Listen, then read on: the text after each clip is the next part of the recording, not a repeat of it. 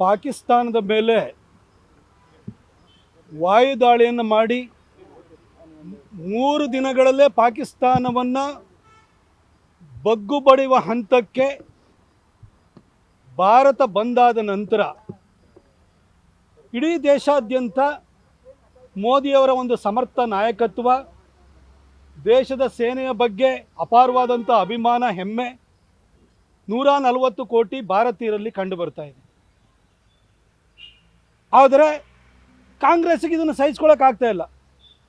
ಹಾಗಾಗಿ ಪ್ರತಿನಿತ್ಯನೂ ಕೂಡ ಮೋದಿಯವರನ್ನ ಟೀಕೆನ ಮಾಡುವಂಥದ್ದು, ಇಲ್ಲ ಸಲ್ಲದಂತಹ ಆರೋಪಗಳನ್ನು ಮಾಡುವಂಥದ್ದು, ಇಂದಿರಾ ಗಾಂಧಿ ಅವರಿಗೆ ಹೋಲಿಸೋದಕ್ಕೆ ಹೊರಡುವಂಥದ್ದು, ಈ ರೀತಿ ಪ್ರಯತ್ನಗಳು ಸತತವಾಗಿ ನಡೀತಾ ಇದೆ. ಅದರಲ್ಲೂ ಕೂಡ ನಮ್ಮ ಕರ್ನಾಟಕದಲ್ಲಿ ಒಂದಿಬ್ಬರು ಮಂತ್ರಿಗಳು ಹಾಗೂ ಒಂದಿಬ್ಬರು MLAಗಳು ಪ್ರತಿನಿತ್ಯನೂ ಕೂಡ ಈ ಹಳ್ಳಿನಲ್ಲಿ ಬೆಳಗ್ಗೆ ಎದ್ದು ಕೂಡಲೇ ಮನೆ ಸುತ್ತಾ ಇರುವಂಥ ಮರ ಗಿಡಗಳಲ್ಲಿ ಕಾಗೆಗಳು ಬಂದು ಕಾಕಾ ಕಾಕಾ ಅಂತಾರಲ್ಲ, ಹಾಗೆ ಪ್ರತಿನಿತ್ಯ ಮೋದಿಯವರ ಬಗ್ಗೆ ಕೆಡಕು ಮಾತಾಡ್ತಾರೆ, ಸಾಕ್ಷ್ಯ ಕೇಳೋ ಅಂಥದ್ದು, ಈ ಥರದ್ದೆಲ್ಲ ನಡೀತಾ ಇದೆ. ಆದರೆ ಬಹಳ ನನಗೆ ಬೇಸರ ಹುಟ್ಟಿದ ಸಂಗತಿ ಏನಂತಂದರೆ, ಸಂತೋಷ್ ಲಾಡ್ ಅಂತವರು ಕೂಡ ಮೋದಿಯವರ ಬಗ್ಗೆ ಬಾಯಿಗೆ ಬಂದಂಗೆ ಮಾತಾಡ್ತಾ ಇದ್ದಾರೆ. ಮೋದಿ ತಾನೇ ಸುಪ್ರೀಂ ಅಂತ ಭಾವಿಸ್ಬಿಟ್ಟಿದ್ದಾರೆ. ಇದು ತಿರಂಗ ಯಾತ್ರೆ ಬದಲು ಟ್ರಂಪ್ ಯಾತ್ರೆ ಮಾಡಿ ಏನು ಮಾತಾಡ್ತಿದ್ದೀರಿ ಸಂತೋಷ್ ಲಾಡ್ ಅವರೇ? ನಿಮಗೆ ಏನು ಮಾತಾಡ್ತಿದ್ದೀರಿ ಅನ್ನೋ ಪರಿಜ್ಞಾನ ಆದರೂ ಇದೆಯಾ? ನೀವೊಬ್ಬರು ಸಚಿವರಿದ್ದೀರಿ. ಮೋದಿ ತಾನೇ ಸುಪ್ರೀಂ ಅಂತಂದರೆ 140 ಕೋಟಿ ಜನಸಂಖ್ಯೆ ಇವತ್ತು ಮೋದಿಯವ್ರನ್ನ ಚುನಾವಣೆಯಲ್ಲಿ ಗೆಲ್ಲಿಸಿ ದೇಶದ ಪ್ರಧಾನಿಯಾಗಿ 3ನೇ ಬಾರಿಗೆ ಆಯ್ಕೆ ಮಾಡಿದ್ದಾರೆ. ಸುಪ್ರೀಂ ಮೋದಿ ಅಲ್ದಲ್ಲ ಇನ್ಯಾರು? ಮೋದಿಯವ್ರನ್ನ ಪ್ರತಿನಿತ್ಯನೂ ಕೂಡ ಬೈದಿದ್ರೆ ನಿಮಗೆ ತಿಂದಿದ್ದು ಅರಗಲ್ವಾ? ನನಗೆ ಸಂತೋಷ್ ಲಾಡ್ ಬಗ್ಗೆ ನೋಡಿದರೆ, ಈ ಸಂತೋಷ್ ಲಾಡು ರಕ್ತದ ಕಣಕಣದಲ್ಲೂ ಕೂಡ ದೇಶ ಪ್ರೇಮವನ್ನು, ಧರ್ಮನಿಷ್ಠೆಯನ್ನು ಇಟ್ಕೊಂಡಿರುವಂತಹ ಮರಾಠ ಸಮುದಾಯಕ್ಕೆ ಸೇರಿದಂಥವ್ರು. ಆದರೆ ಅದ್ರ ಜೊತೆಗೆ ಇವರ ತಂದೆ ಹೆಸರು ಕೂಡ ಶಿವಾಜಿ ಲಾಡ್ ಅಂತ. ಆದರೆ ಸಂತೋಷ್ ಲಾಡ್ ಬಾಯಿ ಬಿಟ್ಟರೆ ಶಿವಾಜಿಗಿಂತ ಹೆಚ್ಚಾಗಿ ಅಫ್ಜಲ್ ಖಾನ್ನ ಛಾಯೆನೇ ಕಾಣುತ್ತೆ. ಅವ್ರ ಮಾತುಗಳು ಆ ರೀತಿ ಕೇಳಿಸ್ತವೆ. ಆದರೆ ಈ ಸಂತೋಷ್ ಲಾಡ್ ಬಹಳ ಮೇಧಾವಿ ಥರ ಬಂದು ಬಹಳ ಪೋಸ್ ಕೊಡ್ತಾ ಇರ್ತಾರೆ.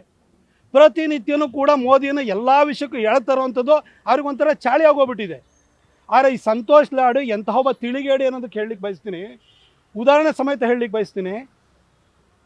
1 ವರ್ಷದ ಹಿಂದೆ, ಇವತ್ತಿಗೆ 1 ವರ್ಷದ ಹಿಂದೆ ಹುಬ್ಬಳ್ಳಿನಲ್ಲಿ ನೇಹಾ ಮರ್ಡರ್ ಕೇಸ್ ಆಯಿತು. ಅದ್ರ ಬಗ್ಗೆ ಮಾಧ್ಯಮದವರು ಪ್ರಶ್ನೆ ಮಾಡಿದರೆ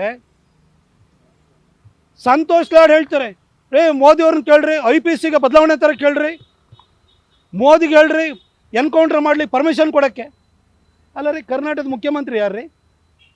ಸಿದ್ದರಾಮಯ್ಯನವರು. ಪೊಲೀಸ್ ವ್ಯವಸ್ಥೆ DG ಯಾರು ಕಂಟ್ರೋಲ್ ಇರೋದ್ರಿ? ಸಿದ್ದರಾಮಯ್ಯನವ್ರ ಕಂಟ್ರೋಲಲ್ಲಿ. ಮೋದಿ ಯಾಕ್ರಿ ಎನ್ಕೌಂಟ್ರ್ ಮಾಡಲಿಕ್ಕೆ, ನೇಹನ ಮರ್ಡರ್ ಮಾಡಿದಂತಹ ಆ ಮುಸಲ್ಮಾನ ಪುಂಡನ ವಿರುದ್ಧ ಕ್ರಮ ತೆಗೊಳ್ಳಿಕ್ಕೆ, ಅವನ್ನ ಎನ್ಕೌಂಟ್ರ್ ಮಾಡಲಿಕ್ಕೆ ಮೋದಿ ಪರ್ಮಿಷನ್ ಯಾಕ್ರಿ ಬೇಕು? ಬಹಳ ಮೇಧಾವಿ ಈತ. ಮೋದಿ ಪರ್ಮಿಷನ್ ಬೇಕಂತೆ ನೇಹನ ಮರ್ಡರ್ ಮಾಡಿದವನ್ನ ಎನ್ಕೌಂಟ್ರ್ ಮಾಡಲಿಕ್ಕೆ.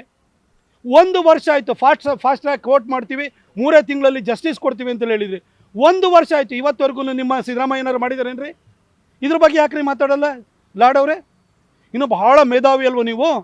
ನಿಮ್ಮ ಇಲಾಖೆ ಕಾರ್ಮಿಕ ಇಲಾಖೆಯವರು ಏನು ಕನ್ಸ್ಟ್ರಕ್ಷನ್ ವರ್ಕರ್ಸು ಮಹಿಳೆಯರಿದ್ದಾರೆ, ಅವರಲ್ಲಿ ಅನಿಮಿಯಾ ಬಂದಿದೆ ಅಂತ ಹೇಳಿ ಅವ್ರಿಗೊಂದು ಹೆಲ್ತ್ ಕಿಟ್ಟನ್ನು ಕೊಟ್ಟರು. ಹೆಲ್ತ್ ಕಿಟ್ಟಿಗೆ ಎಷ್ಟು? 2600 ರೂಪಾಯಿ ಬೈ ಮಾಡಿದ್ದು ನೀವು. ಆದರೆ ಓಪನ್ ಮಾರ್ಕೆಟಲ್ಲಿ 600 ರೂಪಾಯಿ ಸಿಗ್ತಾ ಇದೆ.